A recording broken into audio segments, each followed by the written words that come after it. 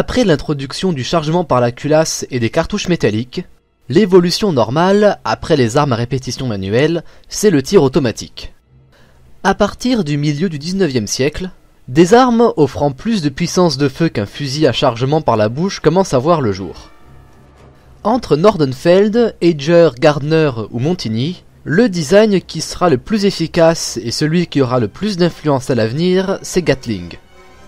Richard Gatling est né en 1818. Il finit sa scolarité à 16 ans et au fur et à mesure de sa vie va déposer plusieurs brevets. Il va inventer par exemple une hélice de propulsion pour bateau à vapeur ou un semoir à grains. En 1846, il attrape la variole, il en guérit et décide d'étudier la médecine. Il est dit qu'il obtient son diplôme en 1849. Ce qu'on sait, c'est qu'il n'a jamais vraiment pratiqué la médecine. En 1861 débute la guerre de sécession. L'armée de l'Union avait plusieurs ingénieurs de leur côté et recherchait un moyen de compenser la perte de matériel en une arme offrant plus de puissance de feu. À cette époque, il y avait déjà plusieurs designs qui auraient pu plus ou moins convenir au rôle. Comme exemple, les armes qui tirent en volée, comme par exemple la mitrailleuse de Montigny, qui sont un assemblage de plusieurs canons de fusil qui tirent tous en même temps ou l'un après l'autre. Les deux designs dont va s'inspirer Gatling, c'est le canon rotatif de Hotchkiss et le Coffee Mill de Ager. Chacune de ces armes comporte un élément qui est retrouvé dans l'arme de Gatling. L'arme de Ager, surnommée Coffee Mill, utilise des chambres amovibles comparables à des cartouches, tirées une par une en tournant une manivelle. Le canon rotatif de Hotchkiss, avec son cluster de canons, ressemble beaucoup à ce que Gatling fera plus tard, mais il fonctionne différemment car tous les canons partagent la même culasse. C'est en 1862 que Gatling finalise son premier modèle. Il consiste en un assemblage de canons rotatifs avec chacun leur propre chambre et culasse, et ce mécanisme général restera inchangé jusqu'à aujourd'hui. Comme vous pouvez le voir sur l'animation, chacun de ces cylindres contient une charge de poudre, un projectile et une amorce. Le cluster de canons et de culasses, que l'on peut vaguement comparer à une sorte d'engrenage, va tirer une munition selon un angle spécifique. La cadence de tir de l'arme est dépendante de la vitesse à laquelle les canons tournent. Cette arme est clairement supérieure à ses concurrents et elle est recommandée au général Ripley, qui est généralement responsable de l'entraînement et de la doctrine de l'armée.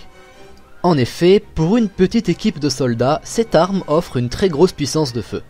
En 1865, à la fin de la guerre de sécession, l'arme est mise à jour pour les munitions à étui métallique. En 1866, l'US Army l'adopte en 2 calibres, 1 pouce et 50. La production est assurée par Colt.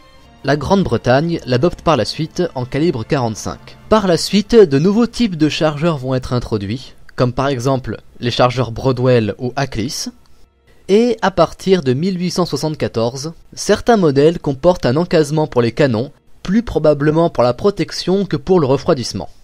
Malheureusement pour Gatling, à partir de 1880, un très gros concurrent arrive sur le marché, c'est Hiram Maxim. Malgré des adaptations aux munitions sans fumée jusqu'en 1906, ce sont finalement les mitrailleuses de Browning et Maxim qui vont prendre la relève.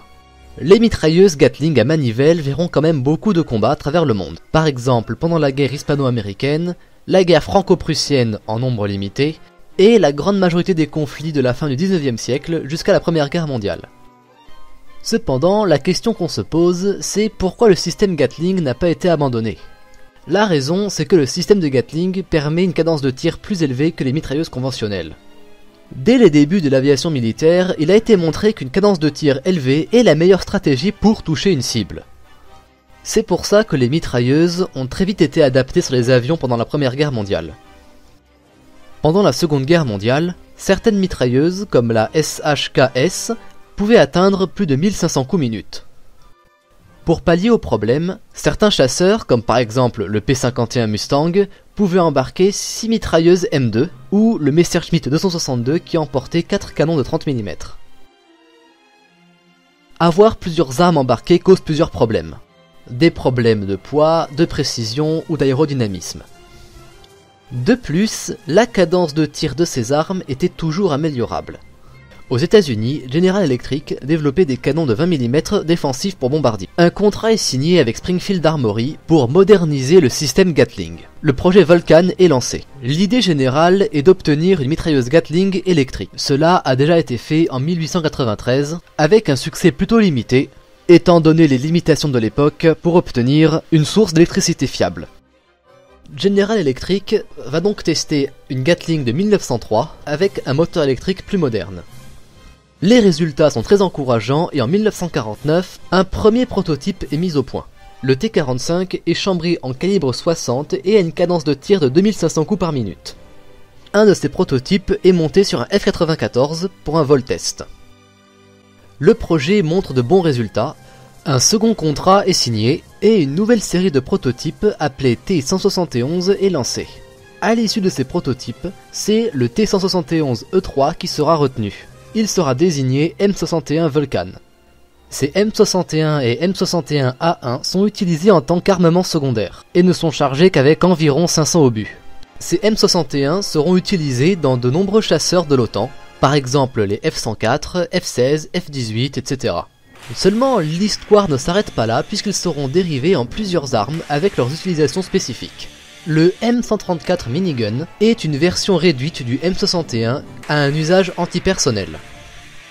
Il utilise la munition de 7,62 x 51 OTAN et utilise les mêmes bandes que la M60 ou FNMAG.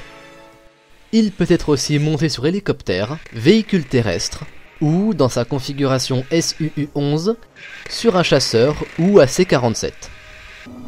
Le GAU-8, chambré en 30 mm, développé spécifiquement pour le A-10 Warthog, dans un rôle de soutien au sol, ou sur le système Goalkeeper, dans un rôle de défense antimissile pour navire.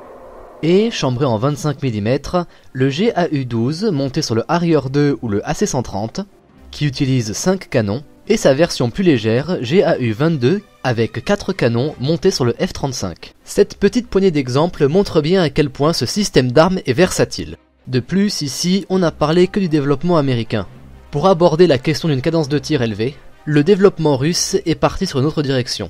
Bien que ces armes utilisent plusieurs canons, ils fonctionnent d'une manière différente. Par exemple, certains canons russes utilisent un emprunt de gaz par amorce pyrotechnique, ou par exemple le système de Gast, qui est un genre de système de recul pour 2 canons jumelés.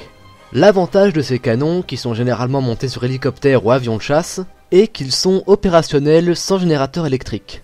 Pour conclure, l'arme de Gatling est une des inventions dans le domaine des armes à feu qui aura une telle influence que même aujourd'hui, quand on mentionne Gatling, on pense à la fois aux premières mitrailleuses du 19e siècle, au A-10 Warthog ou à Schwarzenegger.